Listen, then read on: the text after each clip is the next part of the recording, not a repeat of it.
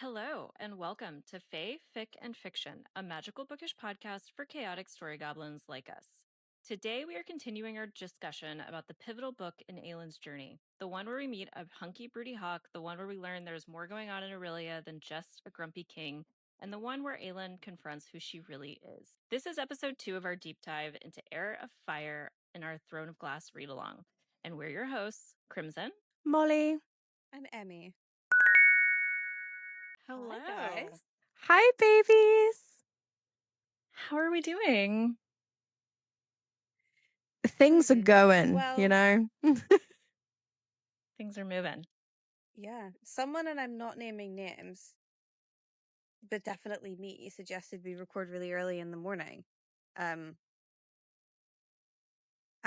I regret that decision. Immediate because regret. I am tired. Yeah. Mm-hmm. But at least you guys made it reasonably on time. I'm like 30 minutes late over here.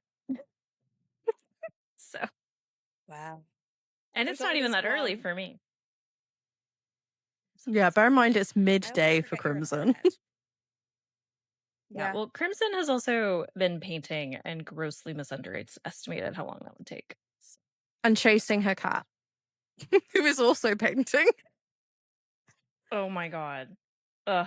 Yes. For our listeners who have no context, yesterday when I was priming this furniture, my cat decided to step all over the furniture and then get shellac primer all along the staircase and bits of the floor, which was pretty annoying. The furniture itself was more annoying, though, because I had to redo the first coat and then do a second coat that I probably wouldn't have needed to hide his dirty little paw prints. So that was fun. His cute little toe beans. I love him. Yeah. Me and Emmy are He's like cute, I'll give him leading that. members of the Pie fan club. So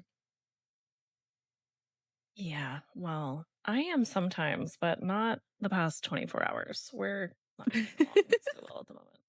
I mean, the last time when we filmed Airfire Part 1, we had to stop for a good 20 minutes halfway through because Pi threw up on all of your cables right next to you. Oh, yeah. That was great. And this time he's checked shellac all through the house. It's better than throw up, to be honest. Although, yeah, he threw up on the bed. I forgot about that. That wasn't fun. Just reminding Crimson of all of his misdeeds. Yeah. Thanks, guys. Crimson. You're welcome. Anyway, what have you guys been reading this week? Crimson, have you read anything this week?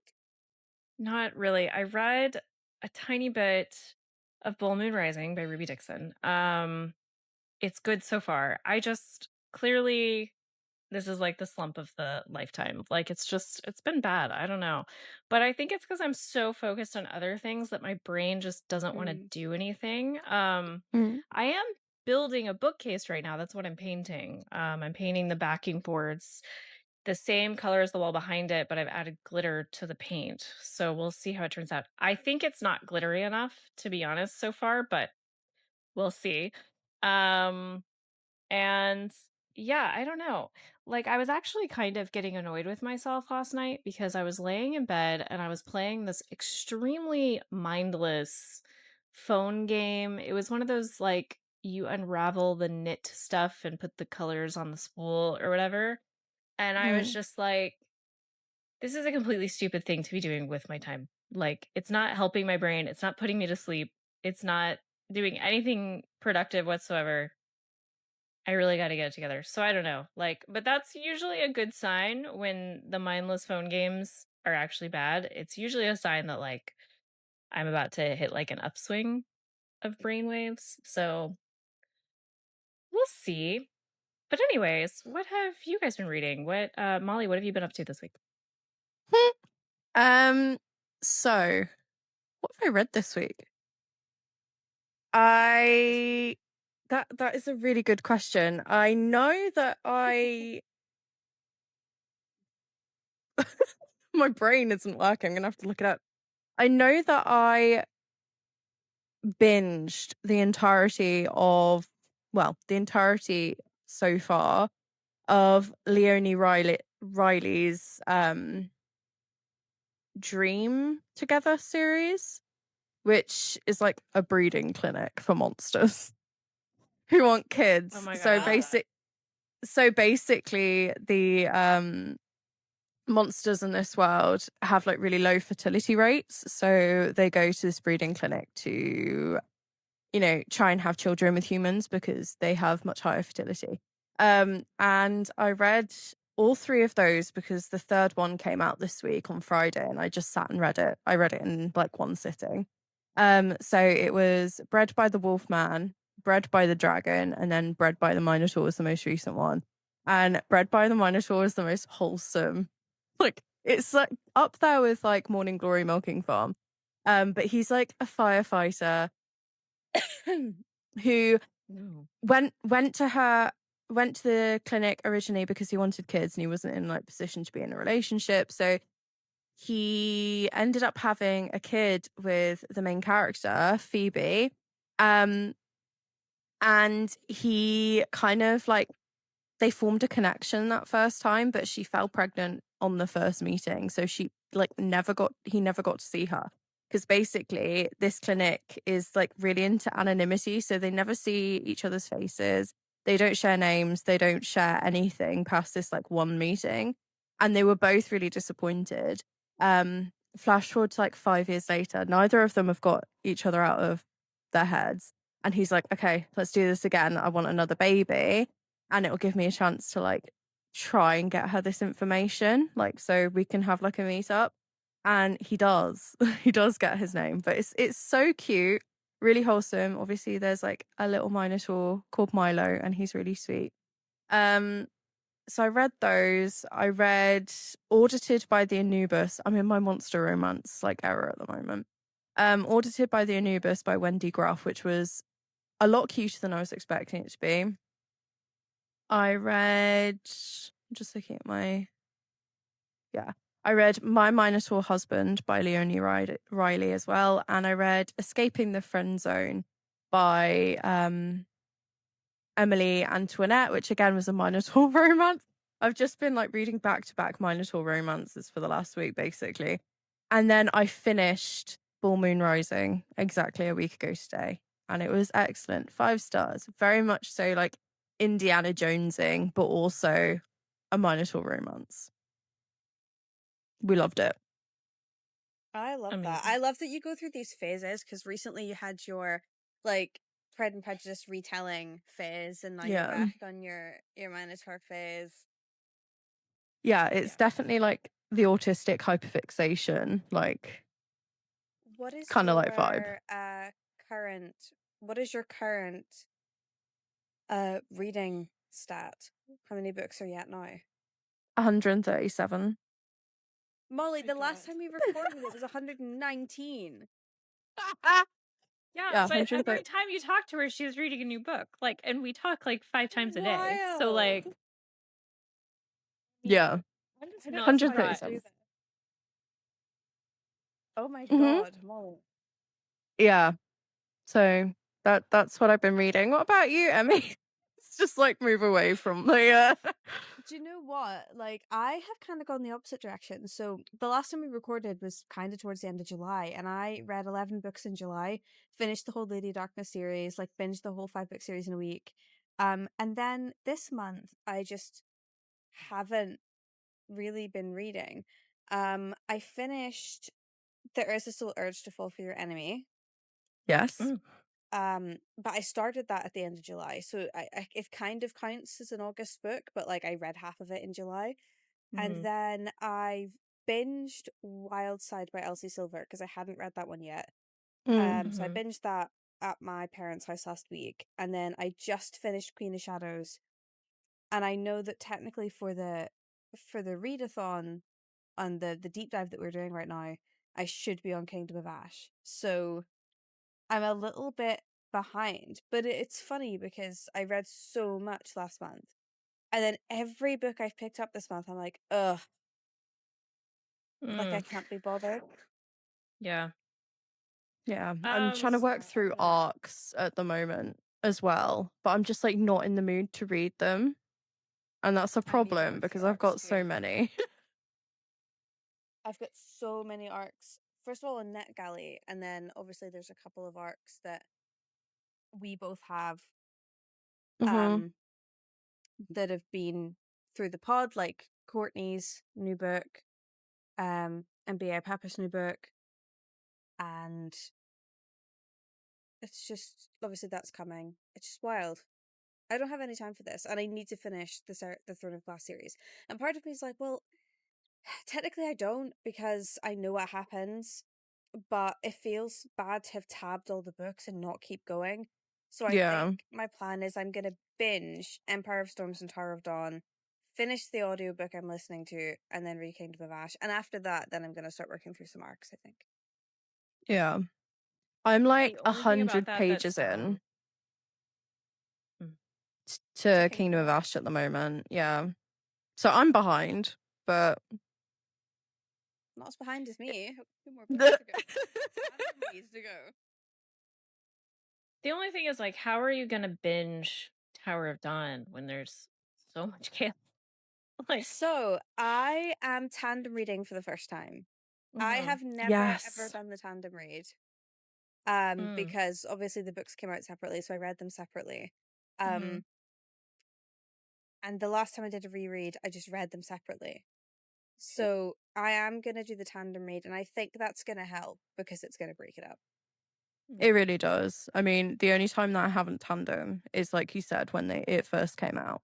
But every time I've reread them since, it's been the tandem, and it makes Kale so much more manageable because you only have to deal with him for like 2 chapters a day, like maybe 3. I've Yeah. worked out that I need to read 20 chapters a day to finish the full series by the time um that we get together in September and film Kingdom of Ash. Oh baby. But I read 60 chapters yesterday. Are we still Jesus. Okay. on slate to do Kingdom of Ash as our in person? We Yeah. are. It's happening We are regardless. we're filming kind of back to back. So like we're not filming anything about Sarah J. Maas for like 3 weeks in a row. Yeah. But the way that it all falls on the schedule and the release schedule is different. I mean, at the end of the day, it doesn't really matter as long as we're filming that in person. So, yeah. Okay. So Yeah. much fun. It's happening. We're doing the damn thing. But how What exciting was is I it? saying? Yeah, exactly. How exciting is it that we will be together in 2 weeks' time? I Oh am my God. so Yes. excited. I was just saying to Molly that I've ordered you guys a gift from America. And I really wanted this specific thing. But I couldn't find anywhere in the UK or even in Europe that did the exact thing that I wanted. So there was like similar things, but they just weren't right. So I had to order it from America, and I ordered it like start of July, and they came last week, and I'm so happy. And there's one for each of us, and I can't wait. I'm buzzed. My thing that I ordered for all of us as well also came, and it was like custom, so I was like kind of afraid that it would arrive late, but it arrived, so I'm really happy about that as well. And obviously the Jellycats are here. Yeah, my Jellycats are here too. So excited. Mine are not, but I have 2 stores that sell lots of Jellycats, like really close to me. So I'm doing a little shopping we've got trip the this big week to do stores. it. Yeah. I bought obviously I got Jellycats for you guys, and then I've also got a Jellycat for Molly's husband as well. Mhm. And it's so cute, and I can't stop looking at it. I'm like, I kind of want to keep it. Like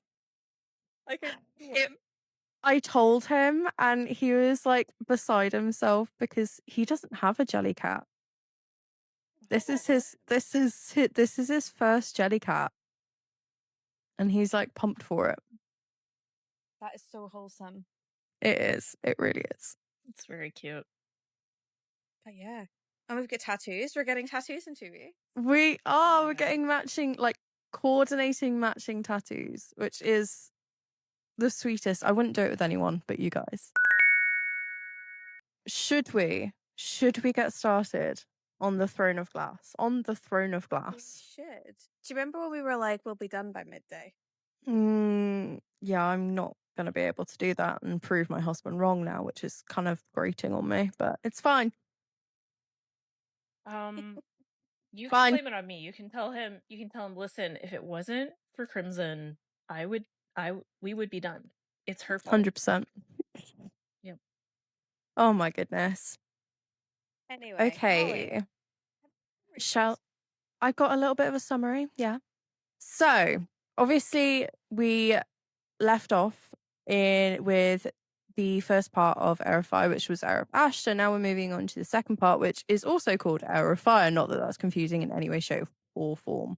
So, in the second part of Heir of Fire, Adian and Kale are working to uncover the secrets surrounding the kingdom's lack of magic. They discover that the super sketchy black monoliths aren't just in the capital, but they're in all 3 locations that they had been previously investigating.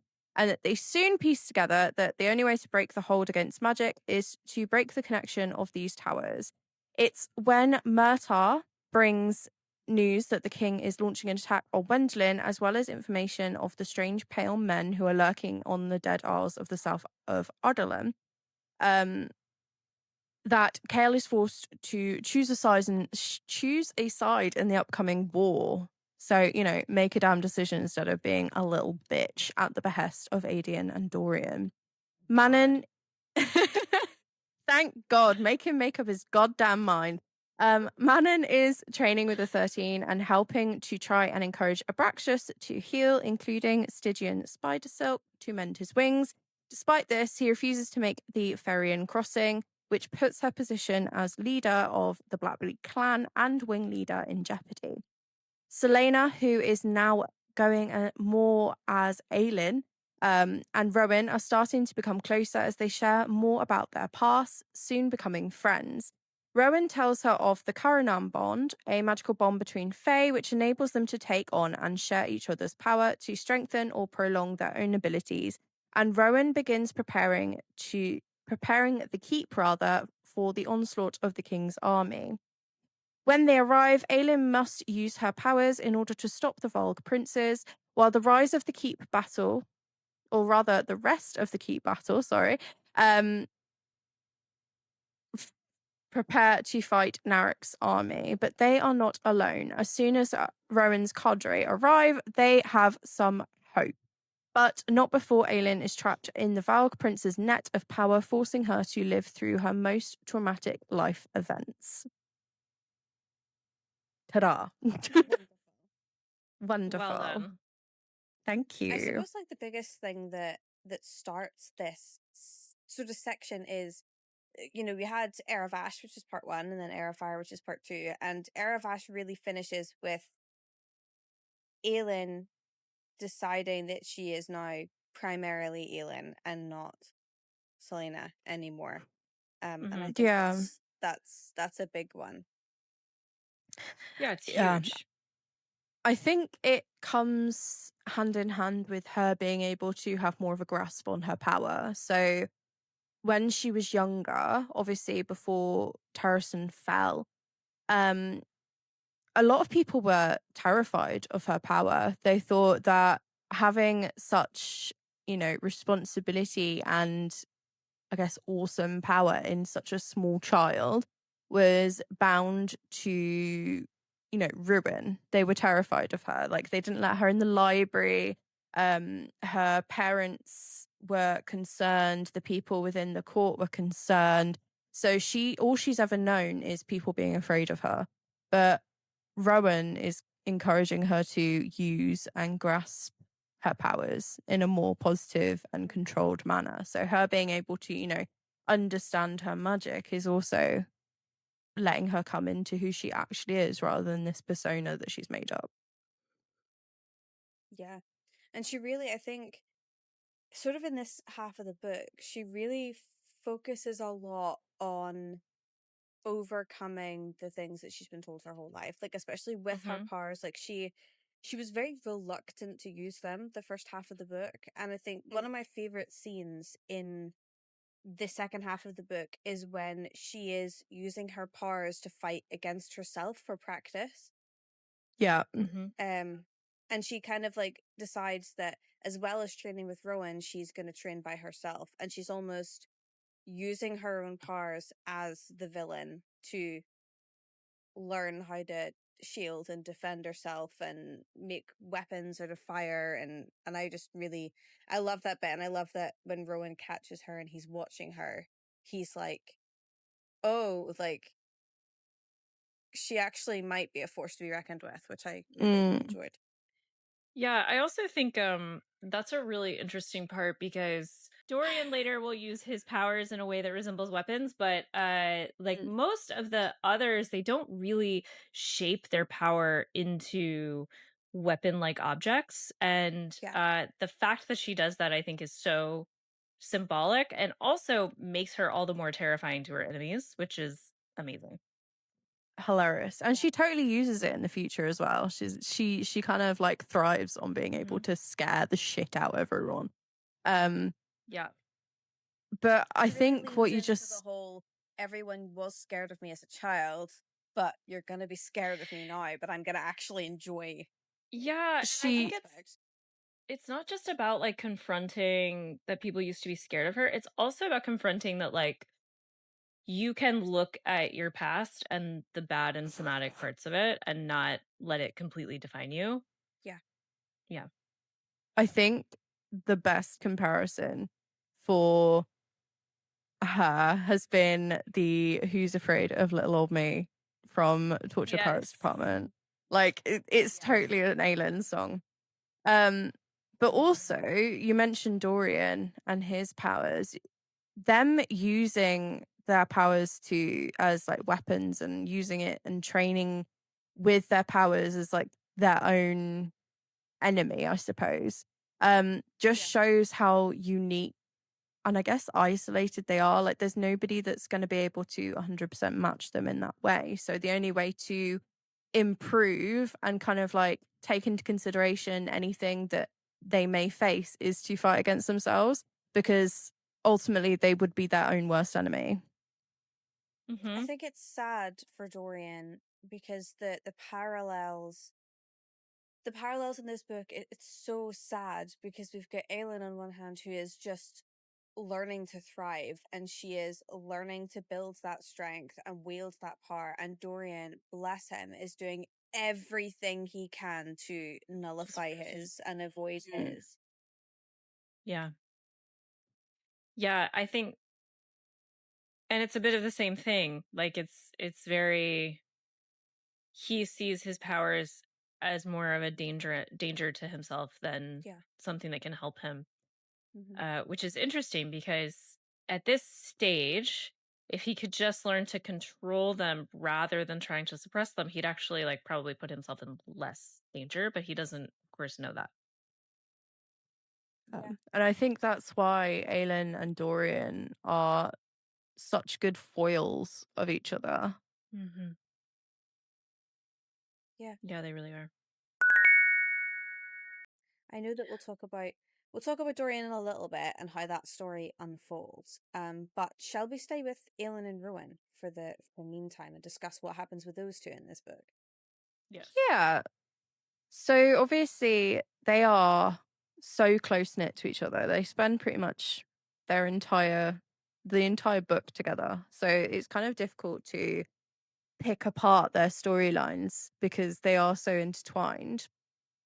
But thinking on what happens in the second part of this book, they kind of come to the realization, like the joint realization that, you know, they're each other's friend. So Aelin does claim Rowan as her friend at one point, which I think is like the sweetest thing that happens. But this arises because they both begin to share their past more. So Aelin shares about her childhood and the event that led her to be in the hands of Arabin. So obviously how her parents died, Lady Marion's sacrifice, how she ended up in the river, Arabin saving her, and then onto her life as an assassin, but then also her I was going to say her capsation, no, captain. Her role as a captive and a slave in the mines of Endovia and how she was tortured.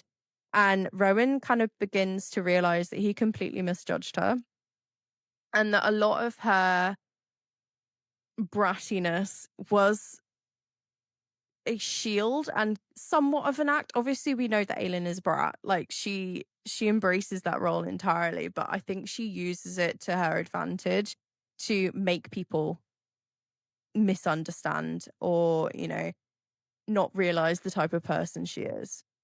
Yeah. And Rowan realizes, oh, okay, maybe it was more of a facade than anything.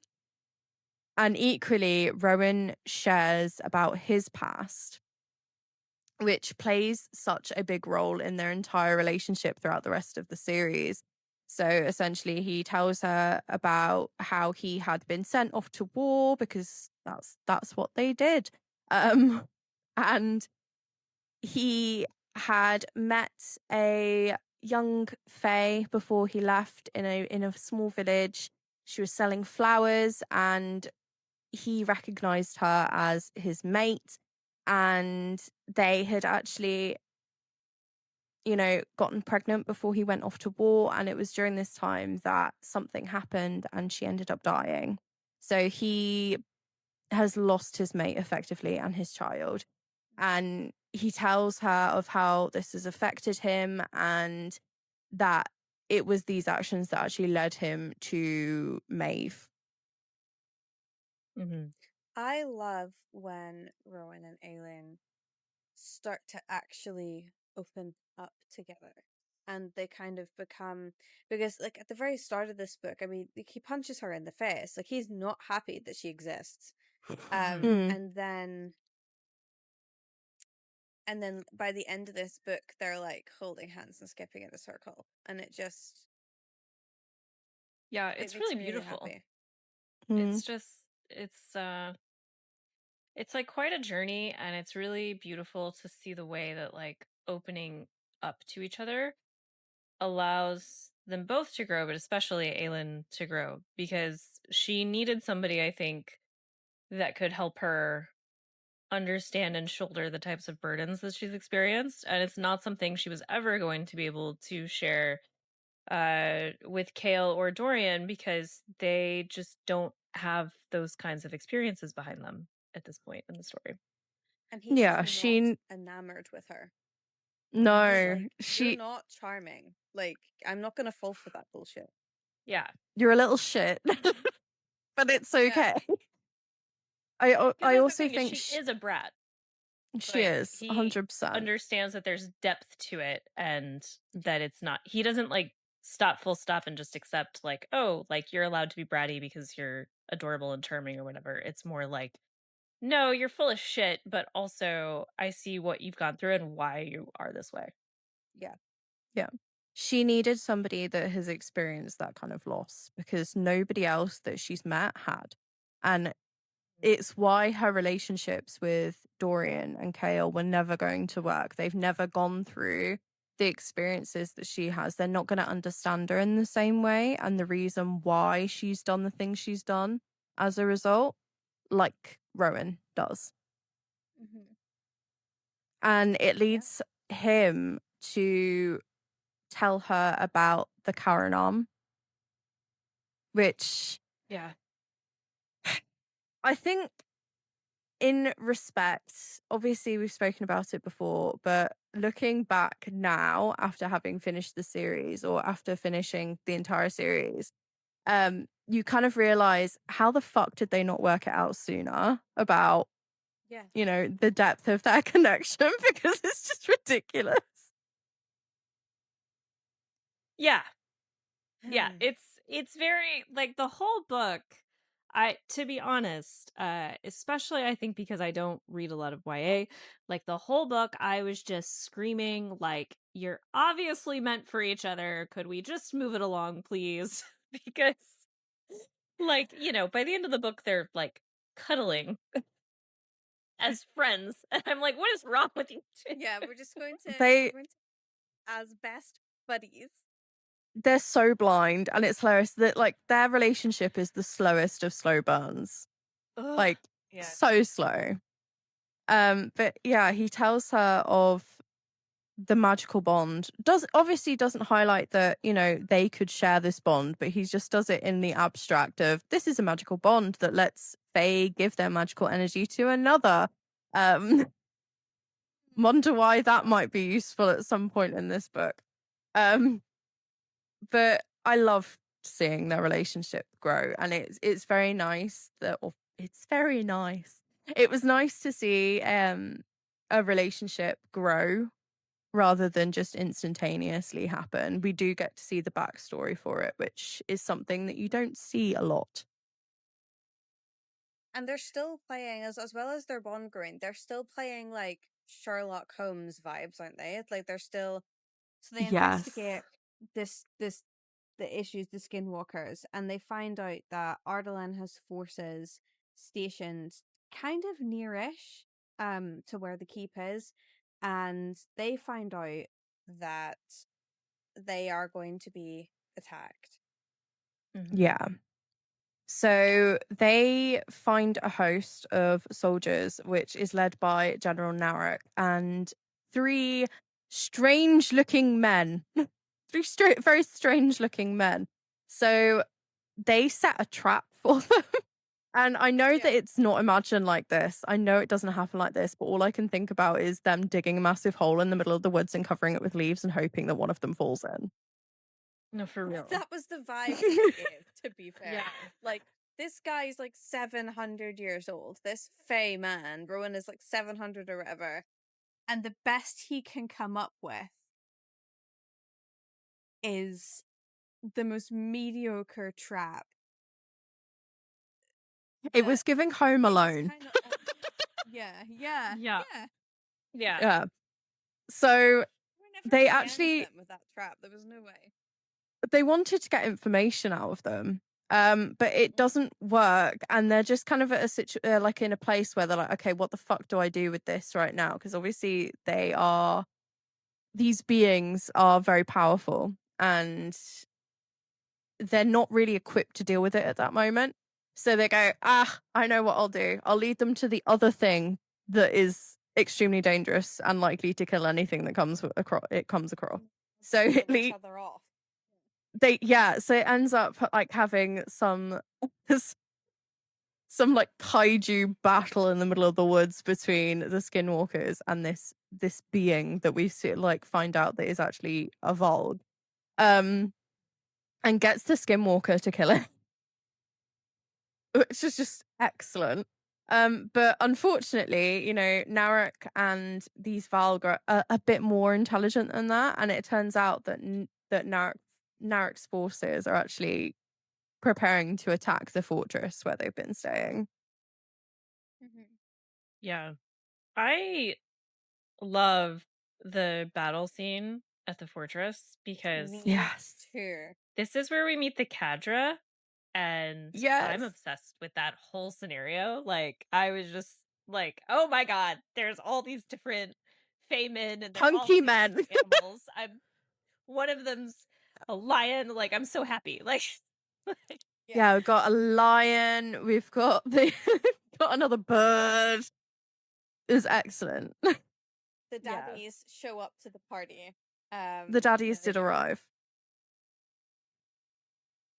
So it's kind of at this point where they're like, before the cadre arrives, Aelin and Rowan are really concerned because there's all these like monsters coming to attack the fortress with, I'm not saying all of them are unprepared, but there are a lot of people that aren't prepared for this kind of situation to be happening, especially when forces aren't all at the fortress, they're elsewhere. So there's people like Emrys that are like preparing to fight these monsters. And all I can imagine is like a Game of Thrones style yes. style 100%. like Stark like war, I guess, battle. Well, especially because you know, the fortress is like that.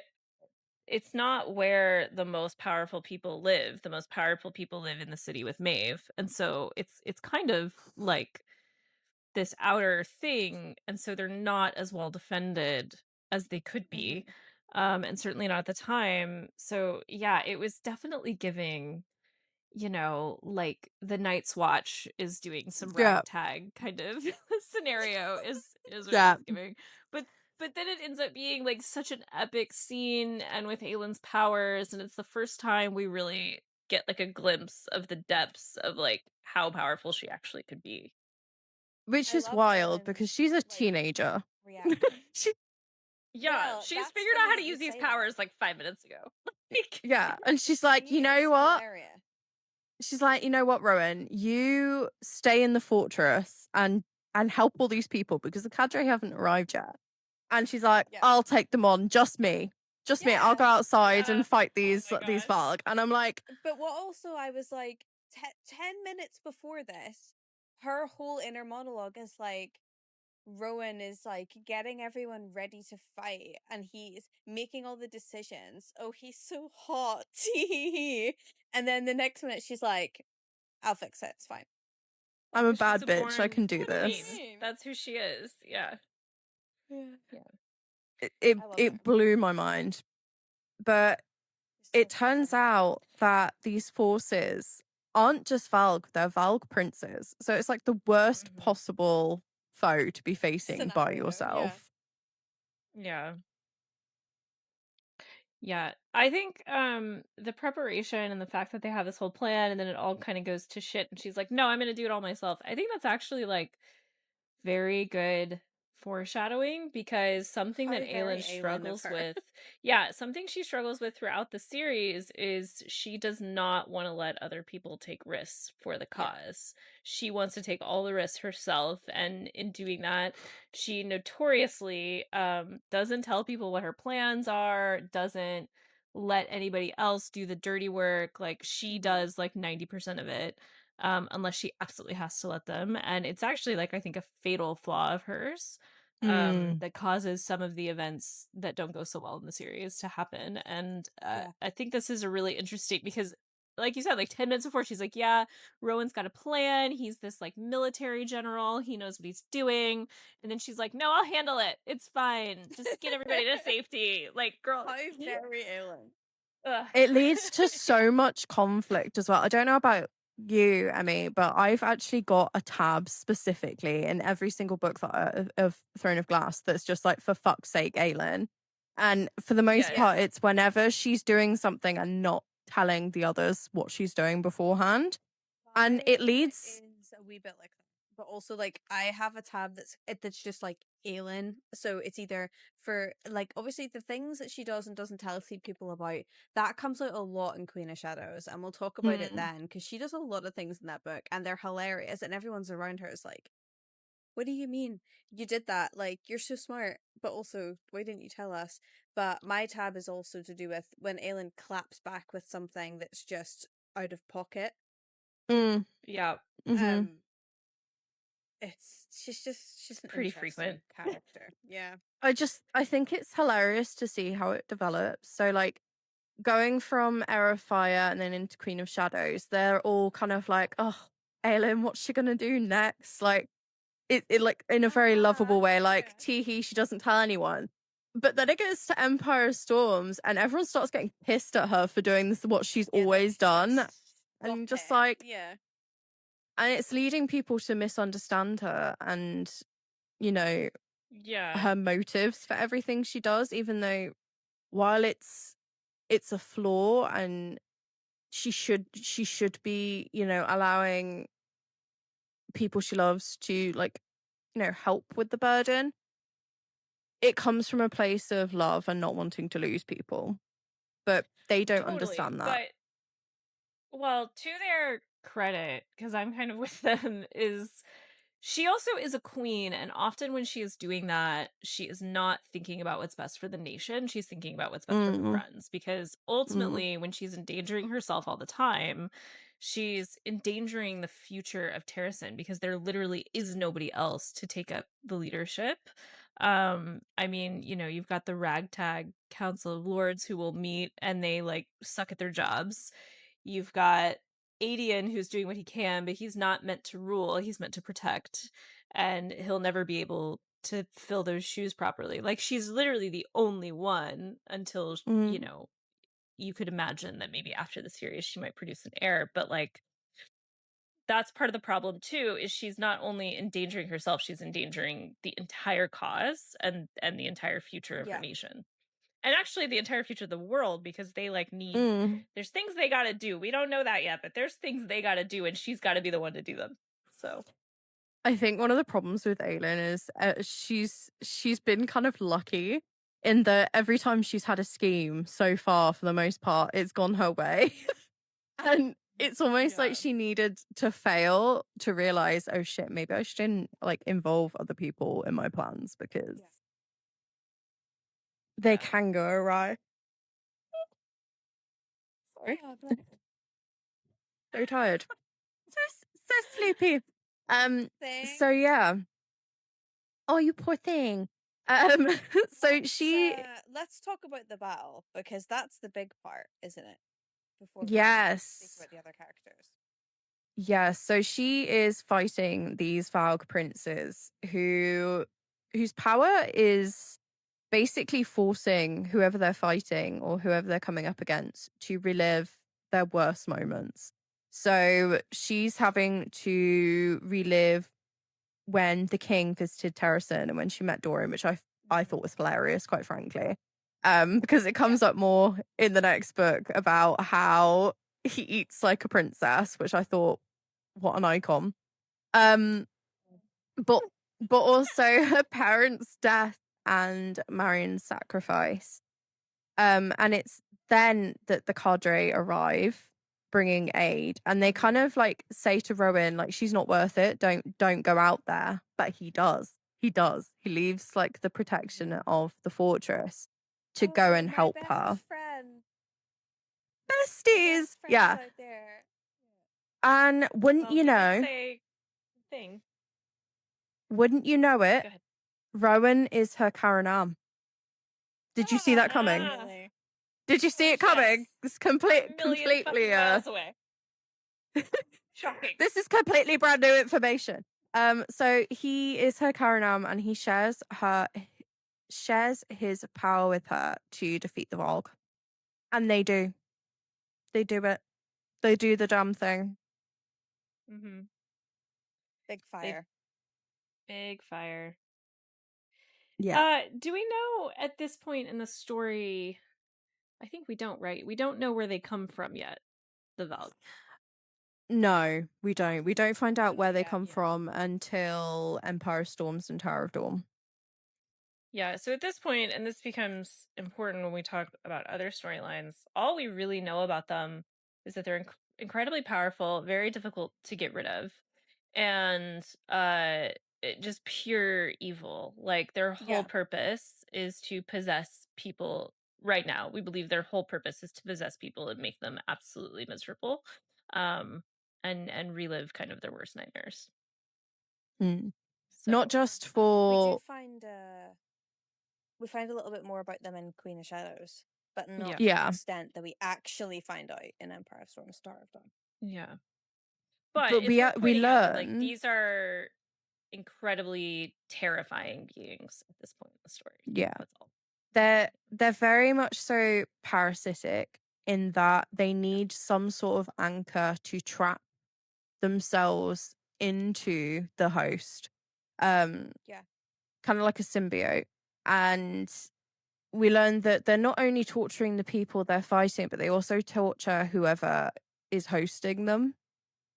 Mhm.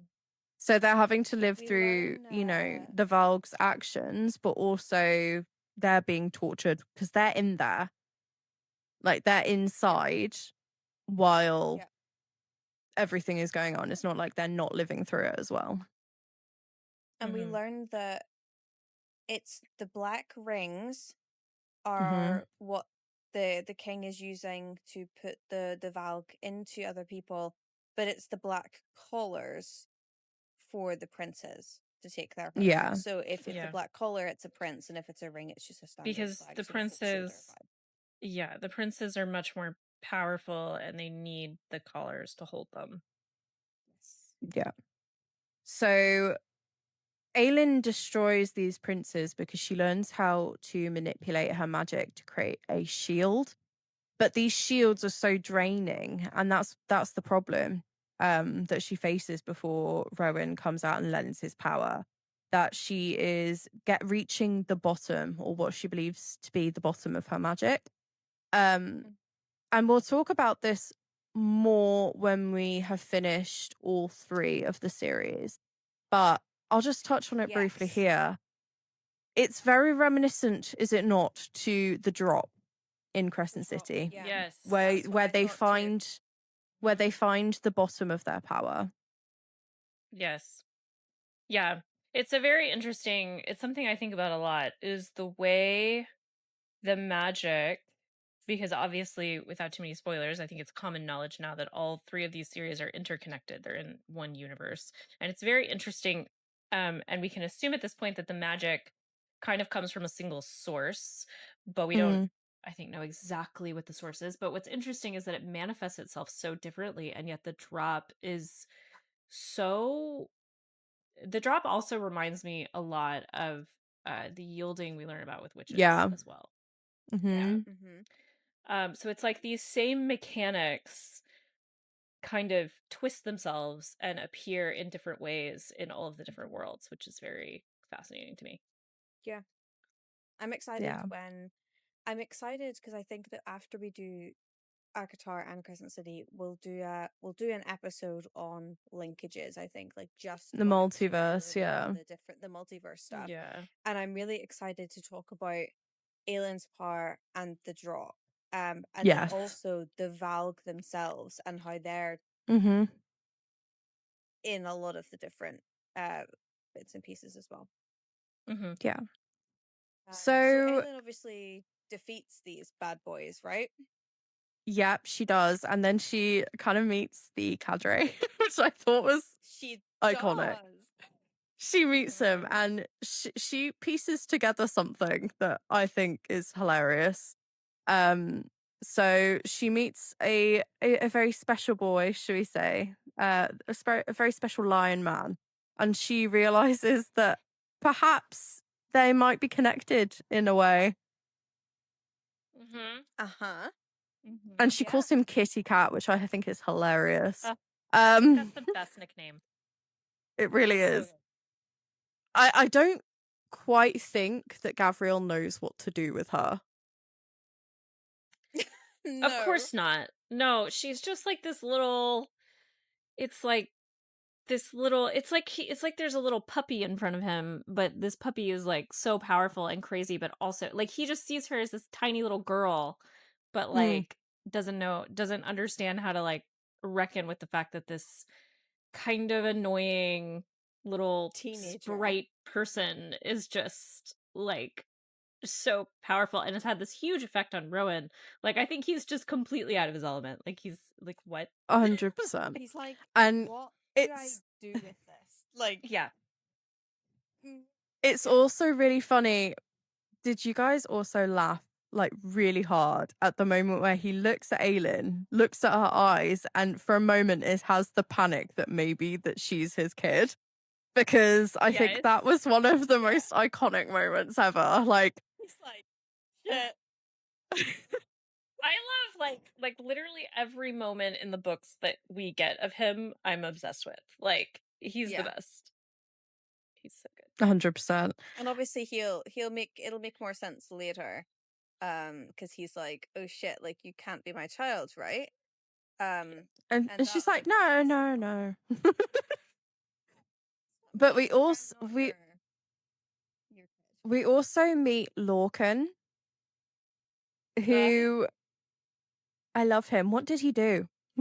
But we learned that Lorcan actually wanted to be the one to train her,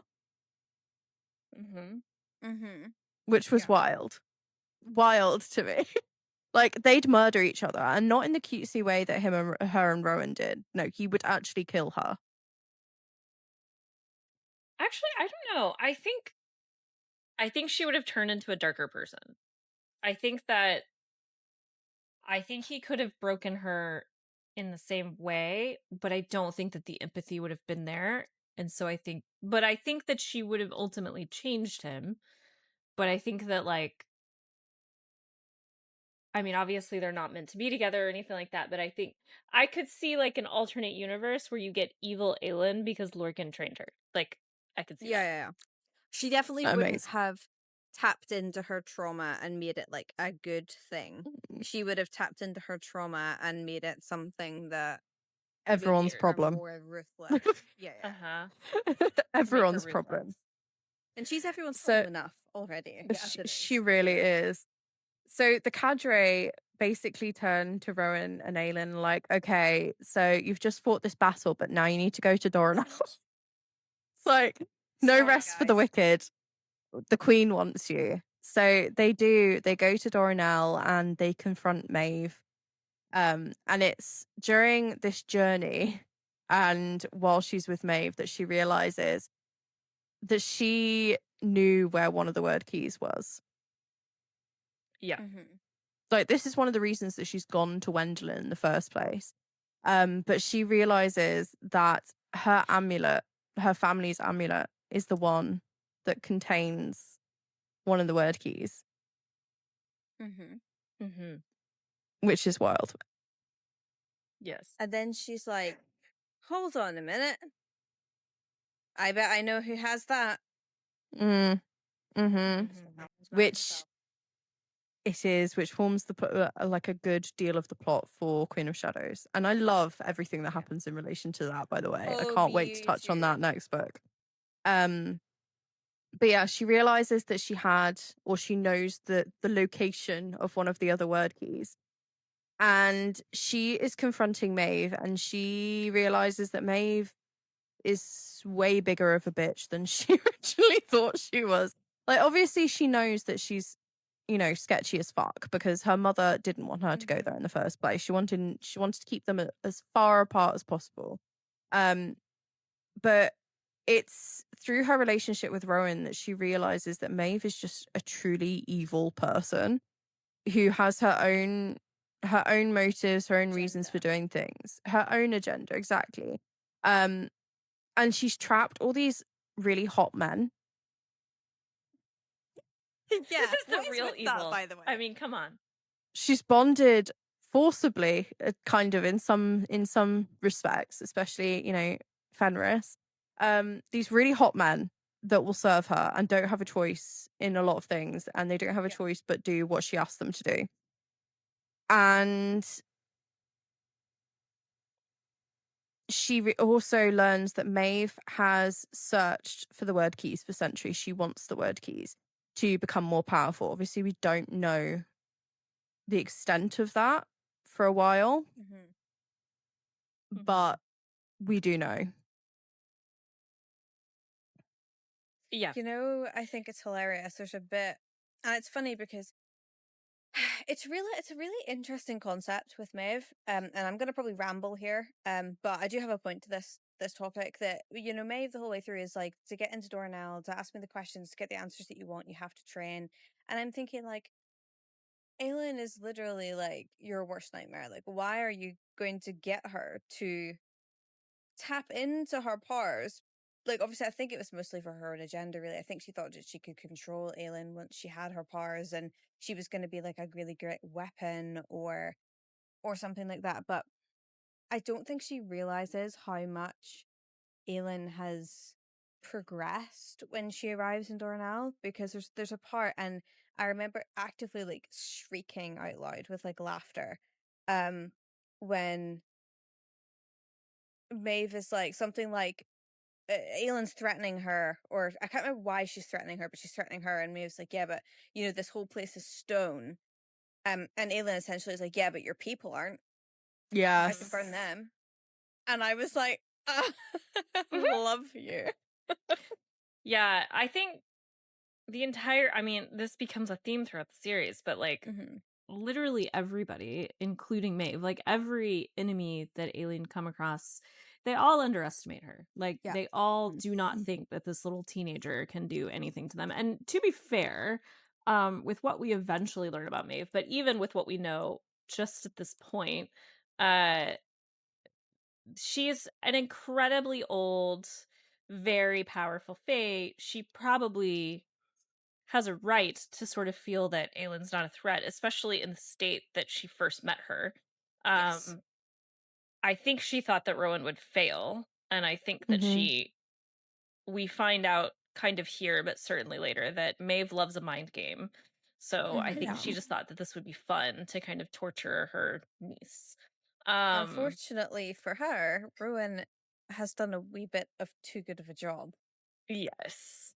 Yes. Yeah. And yeah, what she completely underestimates, besides just Aylin's power, is Aylin's sense of justice. Like, Aylin Yes. is not okay with people being enslaved or oppressed in any kind of way. And Mhm. she, pretty much that will always motivate her to do something wild and crazy. It's at that moment that she pulls out the ring that she finds in Galdrin's scabbard from the cave. Because she realizes that this is a bargaining chip. And that's what she uses to free Rowan from the blood oath. So she whips out this ring and basically says, "Hey, I think this is yours." It's from the Oh my man God, yeah. that Maeve loved and betrayed all those years ago. And she uses it to bargain with Maeve to get Rowan out of his oath to her. And I thought that was just iconic. I just remembered, you're gonna have to put this in back when you were talking about it. I just remembered why she threatened to burn the city and the people in it. Why does she do that? Because Maeve is having Rowan whipped. Yes. Yes. Yeah. Yeah, 100%. So, okay, this scene, I have a friend who's reading for the first time right now, and this scene is so interesting because in the context of everything that is coming, it's very easy to sort of forget about this scene because, like, no spoilers, but for anyone who's reading for the first time, buckle up. It gets rough. This is almost nothing compared to some of the things we see. But Yeah. yeah, this is such a traumatic scene in the moment. She has to watch this person who she now knows is her Karnam, who she sees as a best friend, who she sees as like really this like force who's really changed her, be absolutely tortured in front of her, and she does not take it well. But I had a friend reading this, and when she threatens to burn the city and is just like fucking with Maeve's head, she's like screaming in the chat like, yeah, blah blah blah, and then at the end of the book she's like, fuck that bitch, like, I'm so happy, I hope she gets what's coming to her. And I'm like, man, you think you hate her now, just wait. Like, the thing Just wait. is she's so hateable by the end of this book. And it's like, I don't know who Maeve represents in Sarah J. Maas's life, but whoever that was, like, man, they must have done her dirty because she just gets worse. Yeah, she doesn't get better. Yeah. No. She gets so much worse. And putting all she the might be pieces one- together. Yeah, she might be one of the most evil characters I think I've ever read, but like, she's crafted actually so well because obviously we'll talk more about this later, but there I is love her as a reasoning villain. behind why she is the way she is, and I think that's so Yes. fascinating. Yeah. Yeah, her backstory is not just like, I'm an evil bitch. There's actually, she could have been all right, and she was probably kind of okay, and then shit happened. Yeah. Yeah. 100%. But let's get to the finishing point then of Aelin and Rowan. So something very pivotal. What am I trying to say? Pivotal. Yeah. Pivotal. My brain's not. Something very big and monumental, let's say, happens at the end. Where Aelin has Rowan freed from his blood oath to Maeve, and instantly Rowan swears the blood oath to Aelin. Yes. Yeah. Like, no Yeah. hesitation. They're just best friends, and he's They're immediately just going to best swear his friends. life and fealty to her. But yeah, no problem. And they hold hands and share powers. They do. Yeah, But they're immediately. just best buddies. They are Yeah. so clueless. They're so clueless. They are so clueless. He is hundreds of years old and he is clueless as fuck. Yeah. I mean, there's so many things that have happened in this book that make you scream. And you're just like, how have you not pieced it together at this point? Mhm. How have you not pieced it together? Idiots. Idiots everywhere. By the way, on that note, I think it's crazy when people are reading through the series and they don't like this one. Like, that happens sometimes where people are bored in this one, and I'm like, how? It You've is very got long, but it's all very pivotal. But you've got, like, it's action after action scene. Like, it's crazy. Like, it's Yeah. like you've got I mean, we're gonna get into it, but you've got, like, the buddy mystery solvers over, the Hardy Boys over in Aderlan. You've got Manon just like Manon just like Kicking eating ass. it up, Yeah. just serving cunt all day long. You've got Aelin and Rowan going through magical training camp and falling for each other without even realizing it. You've got this idiots in love trope going on. You've got all this action going on with the Vogue. Like, I think it's wild when people don't like this one because I'm like, which part though? Like, where were Like, you bored? also, Like, how? you've sat through Throne of Glass, Crown of Midnight, and you're saying Heir of Fire is boring? That you're Yeah. bored? I'm not saying that Throne of Glass and Crown of Midnight aren't good. They're good books. But in comparison to Midnight Heir is of Fire, slaps. Oh my god. It's like okay, when I was doing the first read through, especially because I'm not into YA very much, like reading Throne of Glass, I was like, okay, I guess I get it. And reading Crown of Midnight, I was like, ugh, okay. And then Heir of Fire is the one where I was like, oh, okay, this is a real book series. This is legit. Yeah. Yeah. Like, Mhm.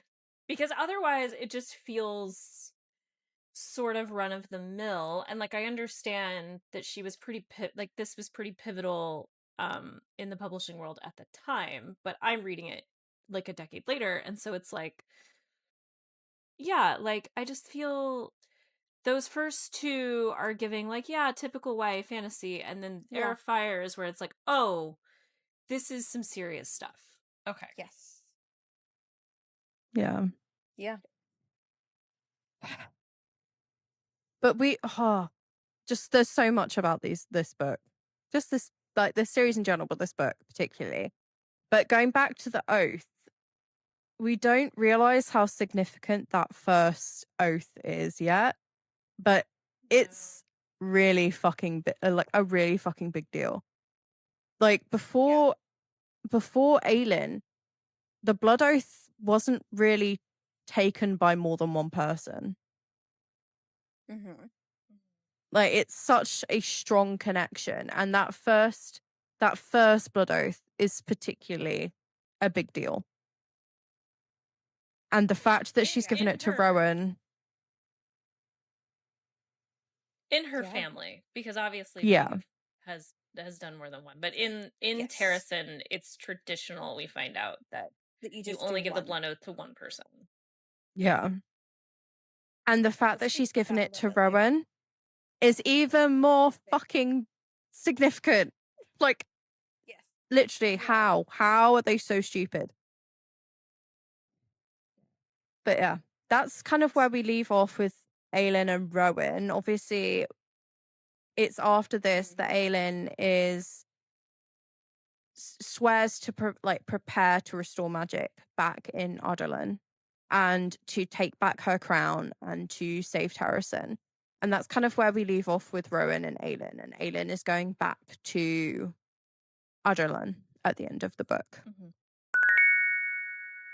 Shall we talk about some of the other characters? I think we should start with Manon because she is my favorite.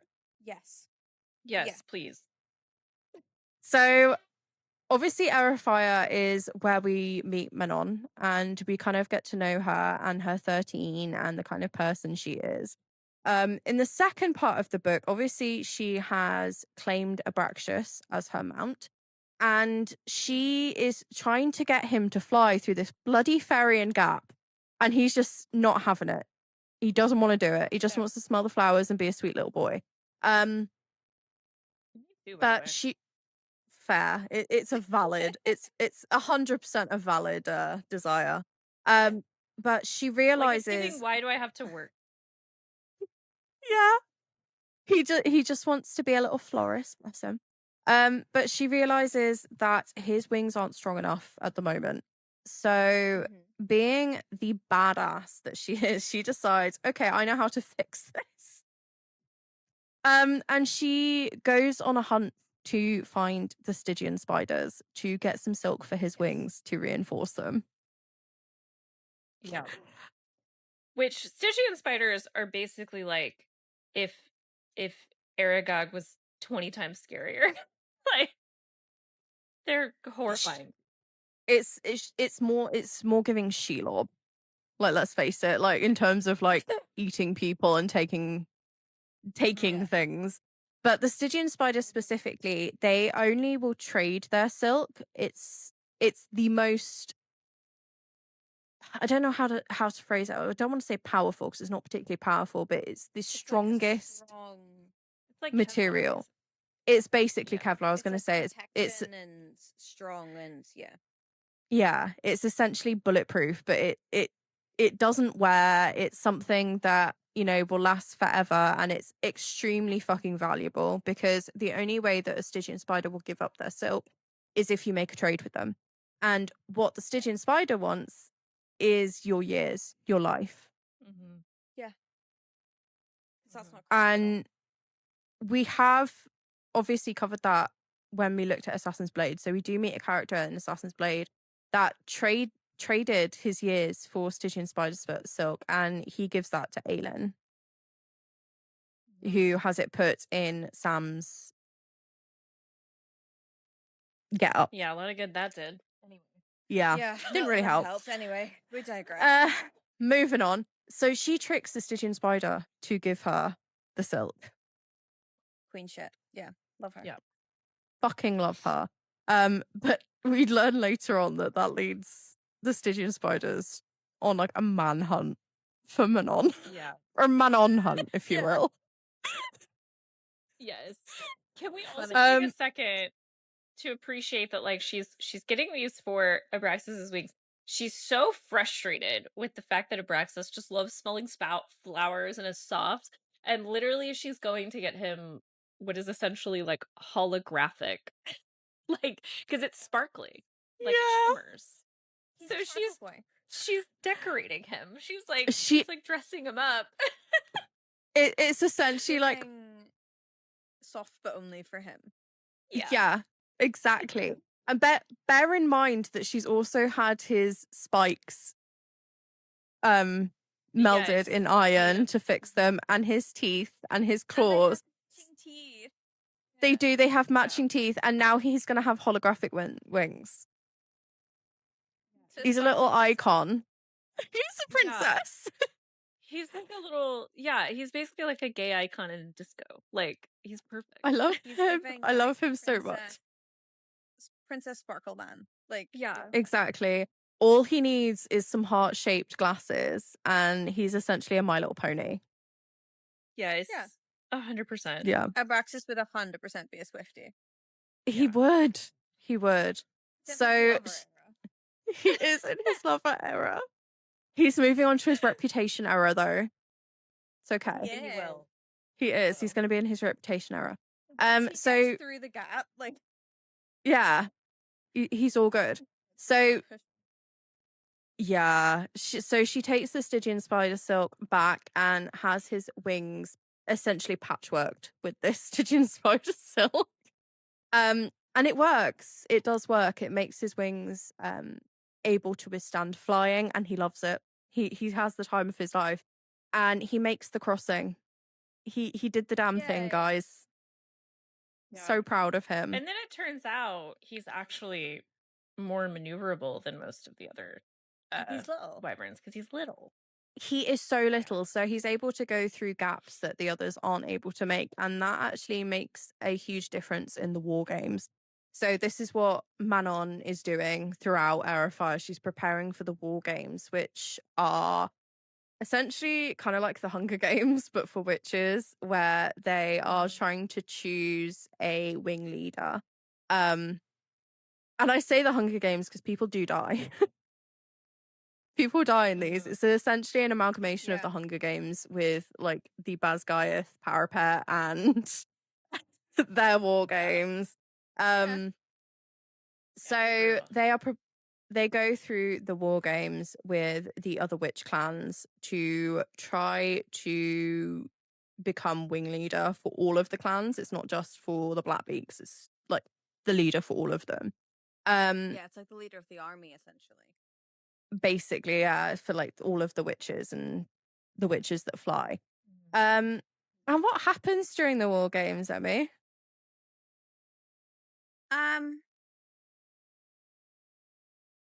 What's her face dies. Yep. No. Well, she doesn't Her- die. Does she die? Almost. No, Her she doesn't wyvern die. dies. Her wyvern dies. Her So wyvern dies, yeah. Iskra attacks Petra. Yes. And it's this kind of I'm going to say pivotal. It's a pivotal moment for Manon. So all her life she has been ruthless. She's been told that being soft is not okay. That's not what the witches are supposed to be. And it's with Abraxas and having Abraxas that she begins to change, and not in a bad way. It's just she starts to become somebody that her grandmother doesn't want her to be. And this is the same with you can't have feelings, exactly. So it's not just with Abraxas, because obviously he's her baby, but also within the 13 as well. She begins to learn more about them, and she begins to, form feelings. She begins to have feelings, and she doesn't know how to deal with it. It's very much like Maleficent when she meets Briar Rose in the Maleficent like movie series. She begins to have feelings, and this kind of comes to a point during the war games because when Iskra attacks Petra, Manon decides to save her. And this decision was made because she saw how much Petra loved her wyvern. And she kind of sought some kinship in her because of that. So she goes against her grandmother's wishes and saves her. And her wyvern unfortunately dies, but her wyvern does work with Abraxas to save Petra. And she ends up winning the damn thing. Even despite the fact that she saved Petra, and that goes against all, doctrine and expectation of the witches. And her grandmother's furious because showing that she is so pissed off. It's showing any form of weakness is not okay, and saving a witch, and not even a witch from your own clan and your own 13, saving a witch from a whole entire other clan is disgusting. It's despicable in her grandmother's eyes. But she still wins the war games. I don't know how it makes sense because her grandmother's like, out of the 3 clans, the Blue Bloods, the Blackbeaks, and the Yellow Legs, you need to come out on top. Like, you need to be the wing leader. Like, surely a good way to do that is by getting Petra's clan on her side by saving her. Like, surely that's not a bad thing. Well, I mean, but I think their culture, it makes them look weak in their culture because your culture is Yeah. supposed to be to your own clan above all else. So, and I mean, I think it's and also weakness is not tolerated. So if you're weak enough for someone to get the drop on you, it's sort of your own fault, is the way they would view it. and it does she's only help. just now questioning if that makes sense. Yeah, she's questioning everything. She's questioning everything she knows. And her actions here does help. They do help, but we don't see that yet. And it's not helping in regards to her reputation among the witches, because her grandmother's questioning her, dedication to the Blackbeak clan. But also other Blackbeaks are seeing her as weak, which isn't good. It doesn't make for a good wing leader. Yeah, I also think it's worth pointing out, there's a lot like, in this period of time in the series, there's a lot of closed door meetings happening that we are not seeing between, like, Yeah. Mm. the king and Duke Parrington and the witches and all of these different people. And, without spoiling anything from later books, the things that they are asking the witches to agree to, um, are quite against some of the things the witches have done in the past. And the Yeah. witches at this point, it becomes very clear that they don't see returning to the waste as a realistic goal without help. And Yeah. they, at this point, are grabbing for power. And they know by the things they're being asked to do that only the most ruthless will be able to go through that and survive. Yeah. Yes. Exactly. But despite that all, Manon is crowned wing leader by Duke Parrington. She is. She is. sure She is. It's decided that she is going to be the leader of the Wyvern Legion.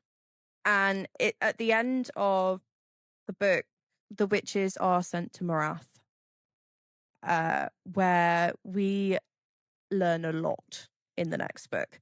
But Heir of Fire ends off with the witches being sent to Morath.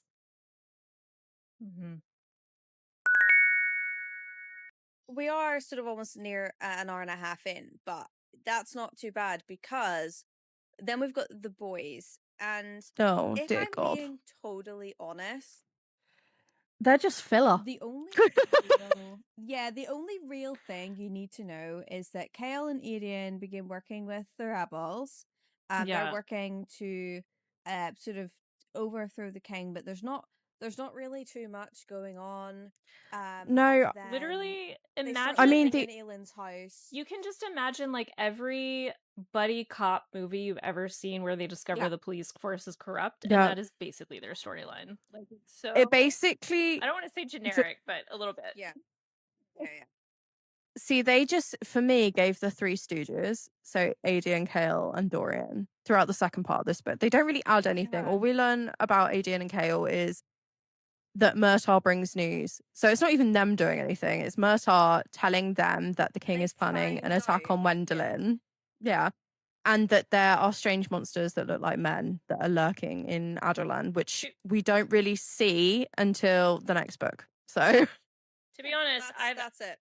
I have a bit of a hot take for the hardcore SJM girlies, which is I think that this storyline, that everything happening in Riftholds in this book is a result of SJM making a bit of a blunder at the end of Crown of Midnight, because she ends the story with Kale and Dorian both not really being on board with the idea that like the king is totally messed up. And yeah. like she has to, in order for Queen of Shadows to happen, she has to get them both to a place where they're against the king, and she doesn't Yeah. end there. And so like she Has to had go to through fill this. Yeah. yeah, it's like she had to give them something to do to make them realize what's going on. Dorian's storyline makes sense. I just don't like love the way it happens. But like with Kale, and it's like we needed to bring in Adian because we needed like him for Him other to be there. reasons. And Yeah. then we need to get Kale on board. And like she had to like shove him that way in some way. See, the I thing feel that like there was a lot of frustrated me filler the most, whole way through. there was so Mm. much filler, especially from their perspective in like the second part of the book. But what frustrates me most, there are two moments that are quite significant for Kale and his decision to turn away from the king. The first was when they found out that the king had sanctioned um the murder or like the massacre of all the slaves in Calcutta and in Dovia. That was really significant. And that kind Yes. of began his questioning of whether or not the king was actually a decent like ruler. But it's not until the end of the book that you actually see Kale make this decision, and it takes It takes the so long. it Takes takes so much for him to just go, actually, I can't fix him. She it could have has to written be it so that he was sorry, I think there's a lag, which is why I keep interrupting you. I'm not meaning to, I swear. the only reason he makes this decision, or the only way that he'll make that decision is if the king's actions were unforgivable, and they were in this instance. Yeah. Mm-hmm. The thing is I really feel that she could have gotten him halfway there emotionally by writing that way after what happens with Nehemiah and Crown of Midnight. And it felt like he kind of was. And then, like, you could have had, like, one thing, like, early in part one of the book and had him on board and not just, like, it just feels like it took so long for him to wake the hell up, and it's part of the reason it's so easy to be so annoyed with him later on, because he just, it's like, how many times do you have to be beat over the head with the fact that this guy's evil? You've been seeing it your whole Yeah. life. Yeah. Did we So find out the about last the monoliths in this one? we do. So we find out that the monoliths at the beginning of this second part, the monoliths are in each 3 of the cities where the magic waves happened. And they are likely what is holding back magic. And they're all the same. They're the same black towers of obsidian, apparently. Yeah. So And the I guess last it finishes with those two, doesn't it? Where it does. they So kind of go, "Oh, we need to get rid of those if we want magic to come back." And Kale's still Yeah. like, "Do we want that though?" Oh my god. he drives me up the wall. He is so fucking ridiculous. So even though his best friend, the prince, has magic and he knows he has magic, he's like, I don't think that we should, allow magic back. It's just dangerous. Honestly, it just feels like people that don't have magic are jealous. That's what it goes. He's pissed off because he doesn't have powers. Anyway. Yeah, It's giving 100%. It's giving MAGA. Like, it's Mhm. literally giving, like, I'm so brainwashed about immigrants, I think they actually take my jobs. Like, it's just Exactly. it's crazy. It's just like, Yeah. dude, you have literally not seen magic do one bad thing at this point. Like, except for, I mean, I guess technically in book 1, but that was some real workaround shit. Like, you have not seen an actual magic user be evil at this point, and you're so against it, and yet you your best friend, it, like, cannot control the fact that he has magic, and Yeah. is basically poisoning himself to try to stop it. Like, it's just wild. It's just Crazy behavior. So the very last thing that happens in Heir of Fire is a doozy, shall we say. So the king summons the boys to the throne room and Saoirse. So Adian, Kale, and Dorian and Saoirse to the throne room, where the king's like, look, I know that you're pissing about with the healer, to Dorian. I know that you're like having some sort of like summer romance with her. And that's not okay because you're a prince and she is below you. By the way, she's a rebel. Yeah. Like, there's no indication throughout the entirety of the book that she's anything other than a healer that has been obsessed with Dorian. But it turns out that, she's actually part of the Rebel Alliance. Which, by the way, could we not have had her, like, secretly interacting with the buddies over there? Like, come on. Right? They could have given us more. Something. Could have had more. Something. She It would doesn't scream rebel, does she? Like, no, She's and it so would have meek, made yeah. up. It would have made up for the really pathetic excuse for a romance between Dorian and Saoirse. Like, we said it in the last episode. It doesn't make any sense. It was rushed. There's no, like, heat or passion to it.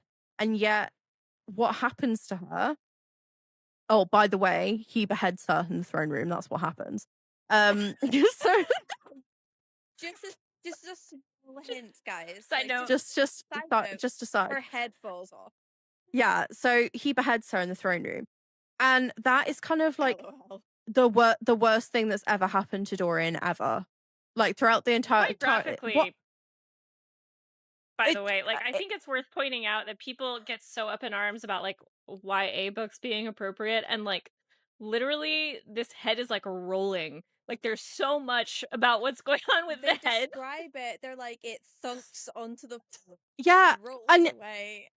it's literally right after the king's like, oh, she's a rebel, and then he cuts off her head, and like Adian and Kale are just watching this decapitated head roll across the throne room. But it's it's her death and their relationship that Dorian is fixated on, and her death being the worst thing that's ever happened to him. I'm just like, come the fuck on, Bridget. Like that's not the worst thing that's ever happened to you. You barely knew But her. honestly, Like, are you really that touched about it? yeah. But honestly, it's the like, we keep bringing up that they're foils to each other and that most people don't realize that enough. But like, it's true because even though he knew her less time, it's honestly the same naivety that Aelin brings to the way she thinks about Sam.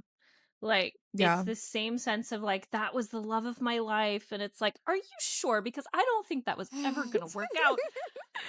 But okay, Yeah. I get that it was a traumatic, crazy experience for you to draw from. But like, let's be real. We were all going to break up. Seeing your cutesy ex-girlfriend's head roll across the floor in front of your feet bit of is a not going to problem. be like a glorious fun time for the weekend. But No, but it's not even the most significant thing that happens in that throne room. no, it's not. It really isn't. So in addition to, you know, heads rolling, Adian's found out as not being loyal to the king, and that the ring that he's been on is actually a fake. So the king's like, you know what? I'm not gonna chop your head off. I'll be kind here. Let's imprison him. So he's taken down to the prison. Wait, You I have a know, question about this, actually. reliving Aelin's best moments. Yep, go on. Yeah, so I've been thinking about this one because it really doesn't make any damn sense, right? Because the controller of the ring is supposed to be able, because the rings are just regular Valg, they're not princes.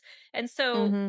whatever prince is in charge of the ring, or maybe it is the person with the ring, they're supposed to be able to sense each other. Like, it's kind of a bit of a hive mind scenario. So like, do we think How this did is they just a not plot know? hole? Like, is it a Exactly. plot Yeah. hole, or was the controller of the ring they like do kind of discuss it like really, really, really briefly in the later books, where they kind of discuss it in a way that they say that once the rings are on, they do the bidding, but they don't look they don't look too closely at whether it's like the Valg is actually in there, as long as Adian didn't step out of line, it was kind of like passed over. But they could sense that he was like a magical being, but I think that they thought it was the Valg, but it was just his bloodline kind of thing. Because he's got remember, he's not just like from Terrasen, he's got the other He's bloodline Demi-Fae. Oh, I know. he's sired with. And that's, I think they mention it later, that is potentially what meant that. Yeah, it does That's make what sense, they though. thought it was. Yeah. It feels like a hacky retcon to me. It's Like, giving it's plot hole. Yeah. Yeah. Yeah. Because to me, it would be more worth it if it had been like, it would make more sense if it was like, we knew he wasn't really wearing it, but we were using it to see what he would do, to test his loyalty or whatever. Like, yeah. But they But no, like, Adian should just be on the stage.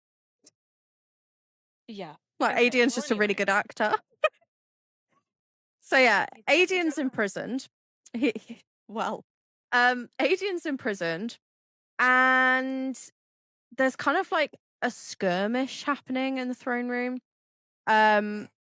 Dorian's using his magic. The king's like going ape shit, and Kale's just standing there like a potato. Like, he's no use whatsoever. Stands there like a brick Always. wall. He's Always. What the fuck do I do here? There's so no reason. He's like a person that just works out their glamour muscles in the gym, like Gym Strong. Like, it's like he does all this sword work, like they talk about it all the time, like him and Dorian practicing together, and then it's like when it comes time to fight, he never does anything. He just Nothing. He is useless. What do I do, guys? So So they're going at it. They're going at it, and Dorian's like, okay, seeing how you're doing fuck all, I'll sacrifice myself. So Dorian ends Because of up course I will. being collared, and Kale skedaddles. He runs. Yeah. Shocker. Dorian getting collared is one of the most impactful moments of the series for me, I think. Like, Yeah. because It's we've just learned what the Valak Princes are. We've just learned what the collars do. We've just learned how the Valak Princes treat their hosts through the moment that Aelin was surrounded by them. We learned about all these things, and then suddenly Dorian's being resigned to this fate that is arguably worse than death. yeah. So it was up there with what happened to Aelin, or what happens to Aelin at the end of Empire Storms. I would say so. Like, it just, especially because obviously, like, it's because especially at this moment, like, you don't know, we haven't had anything like this happen to one of the characters. And what happens with Dorian actually really sets up how we see Aelin in Kingdom of Ash, because it sort of sets a precedent for how we handle somebody who's going through something like really horrific, which is what this eventually is. And it's just, but at this moment you don't know that. Like, you don't know, if we're ever going to see Dorian on the page again. Like, you just have no clue. So it's quite jarring. Yeah. Yeah. Dorian And it is becomes just, he's always been my baby girl. Like, I need him to be okay. I was stressed. And it becomes quite a point of contention in Queen of Shadows of the not knowing whether Dorian's actually there. Yeah. So I'm looking forward to going over that when we cover Queen of I can't wait Shadows. to Queen of Shadows. So It yeah, is one it's of the worth best pointing out books that in the series. at this point in time, we really are of the belief that once a Valg Prince has you, there's no getting out of that. Like, they will just eat your soul eventually. Yeah. And so, like, because we discover in this book that once they're within you, you're still there. But we also find out that they devour you and they take delight in your fear, and eventually there won't be any of you left. Like, Yeah. that's the idea. And so most of the time when you find someone who's been affected by a Valg Prince, like, the best thing to do is to put them out of their misery, because they're really not there anymore. And even if you can bring them back, they'll be so distraught that they can't live with themselves. Yeah. So the very last thing that we see in the book is Kale leaving the castle, and finally renouncing the king. Oh, about time. It only took his best friend getting collared, like, and his best friend's ex-girlfriend's head rolling across the floor for him to be like, actually, this guy's probably not it. Not gonna And lie, I don't think that and would have done his and his ex-girlfriend Probably being not. tortured, and thousands of people being massacred in slave encampments, and it's Yeah. getting too late. It's like, I'm glad that he I'm glad helps that he got later, there, but yeah, but like, Jesus, you could I have hate like, him. you I could hate have him so changed a much. lot of things about the way that the plot line went if you just realized this a little bit earlier. So Yeah. much earlier, or not change the plot line at all, but just made him more relatable as a character. I think there is something so it's actually an issue I have in several SJM plot lines, where, like, these characters are presented with right and wrong in such a black and white fashion, and then they Yeah. somehow choose wrong over and over again. And I'm just like, for the storylines where people can't see the difference is not so much for me. Like, I understand that that's relatable for a lot of people, because a lot of people struggle with a lot of different things. That's fine. But for me, it drives me insane, and I want those characters to stop wasting my time. Just stop. Yep. Like, I can't. Yep. Like, stop making me read in this man's head. I hate it there. Yeah, it's fucking awful, and we have to live through it. We have like We have a whole book where we have to live through it. And I don't think we have. arguably That's prominent. people say it's his redemption, but I don't think it is, because I can't stand him. Is it? And Fuck. at that point, it's at that point, after reading so many books with him in it, I don't think you can save him in my eyes. I'm not going to go 180 and go, oh my God, I love him, because it's already reached the point where he's insufferable, you know? Yeah, we will talk about this many more times because it's kind of one of my things about SJM. So we will talk about it with Tower of Dawn, and we will definitely talk about it with A Court of Silver Flames to an extent. But SJM has not written a traditional redemption arc like one time. Like, she just does not do that. And like, I get that people like the way she writes them, but a redemption arc is supposed to involve a character doing something in their arc that they would never have done before going on the redemption journey, and she does not do that with her characters. Like, everything that Kale does at the end of the books, like, he always would have done, he just does it in less of an asshole way. And so, like, to me, it's not enough. Like, I want to see that I mean, I know that he, in his case, learned something, but we don't get to see any kind of satisfying moment, and it kills me. Like, it's just, Funnily yeah. enough, like, we'll talk about it a little bit later, but I, like, on this, like, rereads, because I've just finished Queen of Shadows, I definitely liked him a little bit better in Queen of Shadows, but it's more like I like his character, not him. Like, does that make sense? Like, I like the way his character is used because Okay, yeah. conversations like he has with Aelin, and I'm like, you're such a dick. Like, what do you Oh, mean? like the puzzle you're piece. such an asshole. So it just But I makes like it him makes as a everyone puzzle else. piece. Yeah. Yeah, that makes sense. Yeah. I was going to say, Because really? I hated his character. Up until this point, I hated his character. I just didn't like that he existed. But in Queen of Shadows, I like that he existed, but I still hate him as a person. Yeah, That's a whole mood. I like that he's willing to speak back to her, because a lot of people are not. But I I don't like the things he believes behind it. Like, it's like, Yeah. I'm fine with him questioning her motives. I'm But not being a fine with it dick. being like, because you're an evil assassin who has Yeah. magic. Like, that's the Yeah. problem, is it's rooted in this belief he's had about her that she's proven wrong over and over again. And so that's what drives me insane about it. Exactly. Well, Well, that was an adventure. Star rating? that was Heir of Fire. Star rating? 4. A solid 4 stars for Heir of Fire. 5. Yeah. Crimson? 5. This is an excellent book. I love this I'm book. in the middle. Heir of Fire is one of my favorite books, but I'm gonna go for 4.5 because, funnily enough, now after reading Queen of Shadows, it might top it for me. See, I'm the opposite. I I think that's true for most people, though. I think I would have rated Heir of Fire higher if there wasn't so much. If it was just Aelin and Rowan and Manon. I think the relationship with Dorian and Saoirse, not well developed enough for it to be higher. Love you, bye. Oh, he's gone. I think 4.5 is definitely fair. Like, I think for me,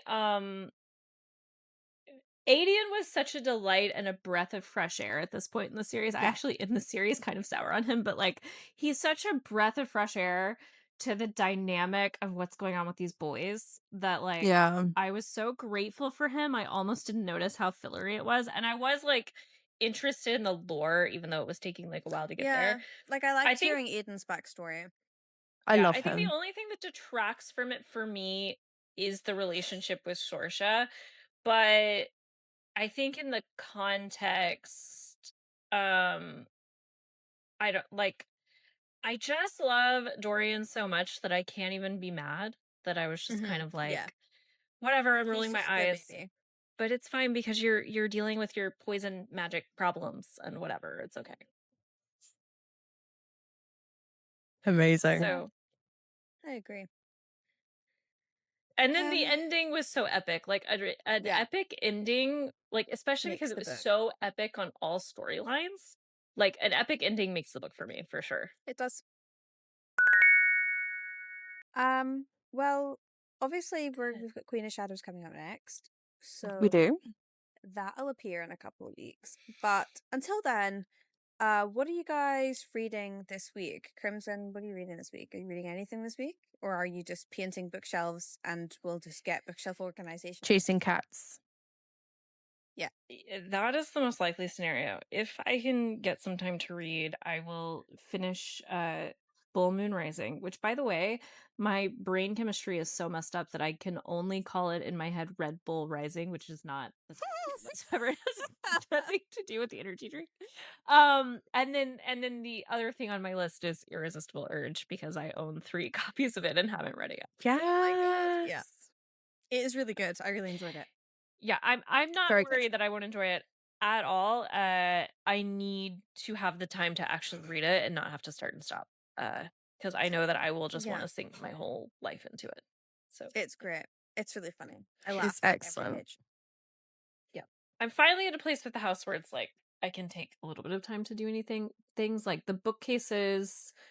I mean, I have some chairs coming, but those won't need to be put together. So the bookcases are just like the last really big thing to do. Yeah. And then it's just like organizing before.